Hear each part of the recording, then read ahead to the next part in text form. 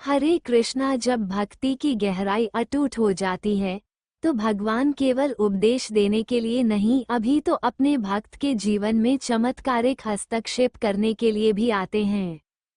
जरा सोचिए कि आप भूखे हैं, निराश हैं, हर प्रकार के रास्ते बंद हो चुके हैं, और तब भगवान स्वयं एक साधारण व्यक्ति के रूप में आकर आपकी समस्या का हल कर देते हैं। अगर आपके जीवन में ऐसी कोई घटना हो तो आपको कैसा अनुभव होगा?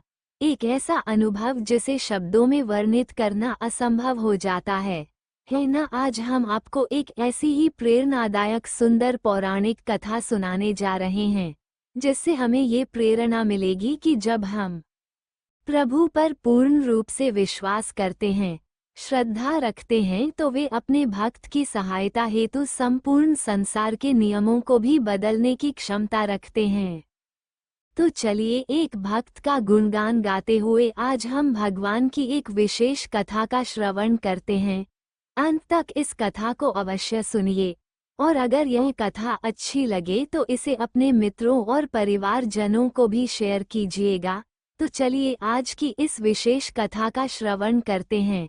सामान्यतया देखा जाता है कि लोगों की कथनी और करनी में अंतर होता है, और यह भौतिक जीवों का सामान्य स्वभाव है, लेकिन भगवान और उनके शुद्ध भक्तों में ऐसा नहीं होता। भगवान श्री कृष्ण भगवत गीता के 9वें अध्याय के 22वें श्लोक में कहते हैं, अनन्य चिंतयन्तो माम ये जना पर्य उपास्तेषाम नित्य अभियुक्त नाम योगक्षेम वहायहम। संगीत कि भगवान सिर्फ बोलते ही है, जी नहीं, वह करते भी हैं, और जब वो अपने भक्तों के लिए अपना वचन पूरा करते हैं तो कोई कमी भी नहीं छोड़ते। अब देखिए, भगवान श्री कृष्ण के रूप में हमने उनकी कथनी तो सुन ली, लेकिन आज हम उन्हें जगन्नाथ जी के रूप में इस कथनी को करनी में बदलते हुए भी देखेंगे। तो चलिए अत्यंत मधुर कथा के तार और सरगम छेड़ते हुए हम चलते हैं सीधे उड़ीसा के जाजपुर नगर में, जहां भगवान जगन्नाथ जी के एक प्रिय भक्त बंधु महाती निवास करते थे।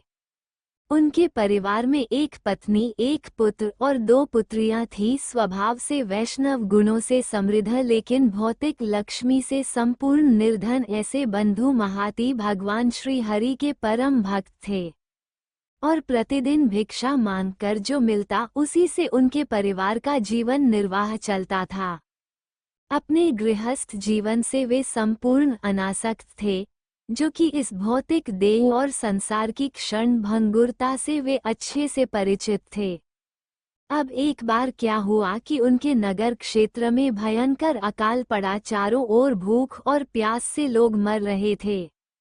जब लोगों के खुद के पास पर्याप्त भोजन नहीं था तो ऐसे समय में लोग भिक्षा कैसे दे सकते थे, इसलिए बंधु मोहंती और उनके परिवार को इस कष्ट का सामना करना पड़ा। जब उनकी पत्नी ने देखा कि उनके बच्चे अब भूख के कारण मृत्यु शैया पर लेट चुके हैं तो उनसे ये सहन नहीं हुआ, और उन्होंने अपने पति बंधु मोहंती से कहा, हे स्वामी, क्या आपके ऐसे कोई रिश्तेदार या सगे संबंधी नहीं है जो हमें इस महामारी के समय में सहायता प्रदान करें? क्यों न हम इस स्थान को छोड़कर आपके किसी रिश्तेदार के घर चले जाएं, जिससे हमारे बच्चों के संकट में पड़े हुए प्राण की रक्षा हो सके। पत्नी की आर्द प्रार्थना सुनकर बंधु मोहंती ने कहा, मेरा कोई रिश्तेदार तो नहीं है, परंतु मेरा एक परम मित्र अवश्य है। वो इस संसार में सर्वश्रेष्ठ है और उसके समान कोई नहीं, लेकिन वो यहाँ से बहुत दूर श्री क्षेत्र पूरी धाम में रहता है। अगर किसी तरह हम उस तक पहुँच गए तो हमारी सभी समस्याओं का समाधान हो जाएगा। बंधु मोहंती की बात सुनकर पत्नी ने हर्षित होते हुए कहा, अच्छा, फिर प्रतीक्षा किस बात की? चलिए मैं एक बच्चे को उठा लेती हूँ और आप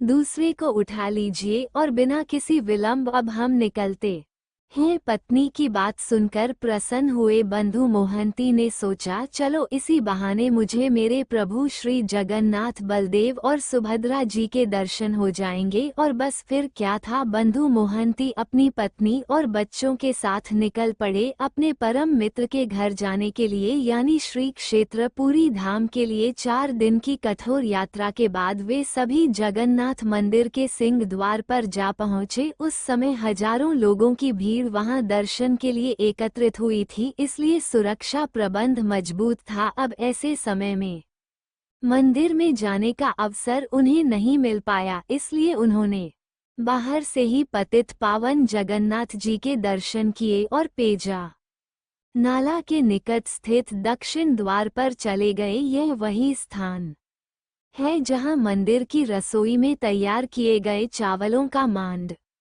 एकत्रित होता है और पेजा के नाम से प्रसिद्ध इस प्रवाही को गाय पीती है। बंधु मोहंती ने अपने परिवार वालों से कहा, आज मेरे मित्र के घर में बहुत से अतिथि आए हुए हैं, इसलिए चौकीदार केवल विशेष अतिथि को ही अंदर जाने दे रहे हैं। इसलिए हम सब ऐसा करते हैं कि आज रात इस स्थान पर हम सब इस जगन्नाथ मंदिर की रसोई से निकलने वाले पेजा द्रव्य को पीकर इस स्थान पर रात्रि में विश्राम कर लेते हैं, और फिर जब सुबह हो जाएगी तो हम मेरे मित्र के घर पर चलेंगे। उनकी पत्नी और बच्चों ने उनकी बात मान ली।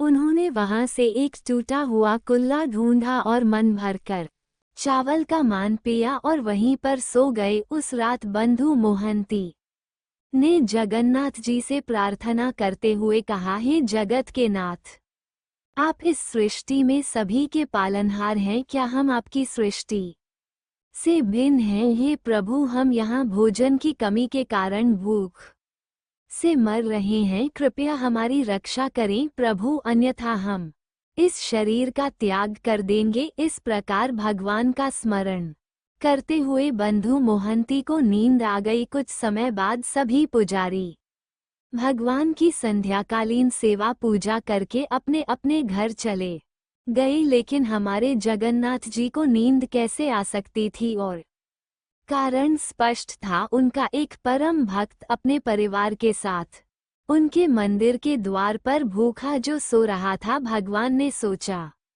मेरा मित्र इतनी दूर से यह सोचकर मेरे पास आया था कि मैं ही एकमात्र उसका मित्र हूँ, ऐसे में मैं उसे इस स्थिति में कैसे देख सकता हूँ? नहीं नहीं, यह नहीं हो सकता। ये सोचकर जगत के नाथ भगवान जगन्नाथ तो चल पड़े भंडार गृह में। वहां जाकर उन्होंने सुवर्ण का एक थाल उठाया, उसमें सारे पकवान भरे और चल पड़े दक्षिण के द्वार की ओर। वहां जाकर उन्होंने आवाज लगाई, अरे बंधु मोहंती, ओ बंधु मोहंती।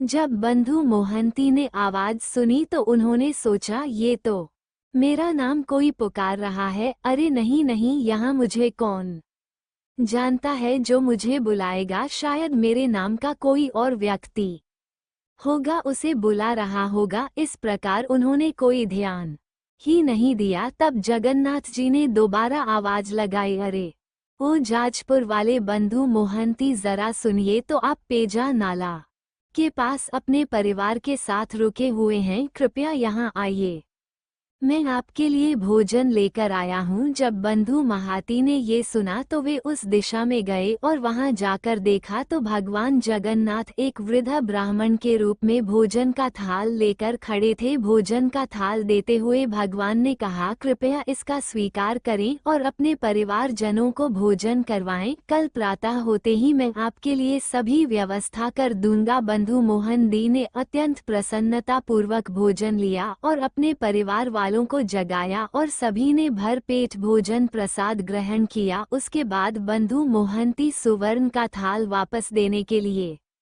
दक्षिण द्वार पर गए, लेकिन वहां कोई वृद्ध ब्राह्मण नहीं थे। बंधु मोहंती ने सोचा, प्रातः काल होगा और जब सभी पुजारी आएंगे तो उन्हें लौटा दूंगा। ये सोचकर उन्होंने उस थाली को कपड़े में लपेट के रख दिया। अगले दिन प्रातः जब सभी पुजारी भंडार गृह में आए और देखा तो वहां से एक सोने का थाल गायब था। स्वर्ण थाली के चुराए जाने की सूचना प्रबंधन समिति को दी गई। अचानक किसी ने दक्षिण द्वार पर देखा तो ये सुवर्ण थाली कपड़े के अंदर चमक रही थी। वहां जाकर देखा तो ये तो बंधु मोहंती के पास पड़ी थी। ये देखकर राजा के सैनिकों को लगा कि बंधु मोहंती ने इस थाली को चुराया है और इसलिए उन्हें बंदी बनाकर निर्दयता से पीटा गया और कारागृह में डाल दिया। बंधु मोहंती और उनकी पत्नी ने राजा के सैनिकों को बहुत समझाया कि इस प्रकार एक वृद्ध ब्राह्मण ने उन्हें भोजन दिया था और वे सुबह उसे लौटाने ही वाले थे, लेकिन किसी ने उनकी एक ना सुनी। अब बंधु मोहंती कारागृह में बंद थे और उन्होंने फिर से एक बार अपने परम मित्र भगवान जगन्नाथ जी को पुकारा, हे गोविंद, हे गोपाल, हे दया निधान, हे प्रभु, मैं तो अधम तम प्राणी हूँ। मेरे जैसा कोई पापी नहीं और आप जैसा कोई दयालु नहीं, इसलिए आपको मेरे लिए जो भी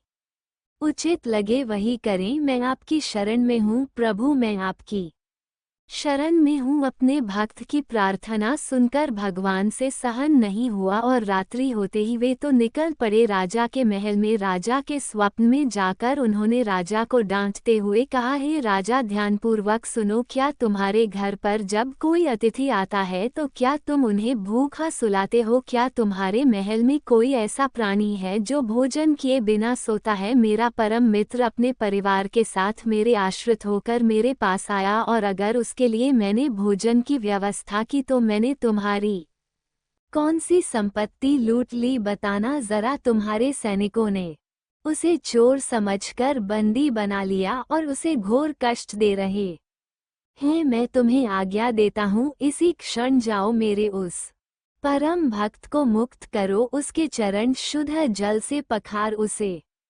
सुंदर आभूषण भेंट प्रदान करो, उसे पगड़ी बांधो और आजीवन उसके भोजन और रहने की व्यवस्था मेरे ही प्रकार राजसी रीत से करो। यदि तुमने ऐसा नहीं किया तो तुम्हारे कुल के साथ तुम्हारा संपूर्ण विनाश हो जाएगा। इतना कहकर भगवान वहां से अदृश्य हो गए। राजा की नींद खुल गई और उसी क्षण उसने बंदी गृह में जाकर बंधु मोहंती को मुक्त किया, उनका अभिषेक किया, उन्हें सुंदर आभूषण वस्त्र प्रदान किए, उन्हें पगड़ी बांधी और क्षमा मांगते हुए कहा, आपके दर्शन करके मैं धन्य हो गया। कृपया मेरे सैनिकों द्वारा किए गए अपराध को क्षमा करें और इस तुच्छ भेंट का स्वीकार करें। इस प्रकार राजा ने बंधु मोहंती का यथोचित राज से सम्मान करके आजीवन उनके रहने और भोजन की व्यवस्था करवाई। दक्षिण के द्वार के निकट उनके लिए सुंदर भवन बनाया गया और इस प्रकार बंधु मोहंती ने अपना बाकी का जीवन श्री हरि के चरणों में उनकी सेवा में समर्पित किया। जगन्नाथ जी के उनके भक्तों के साथ भावना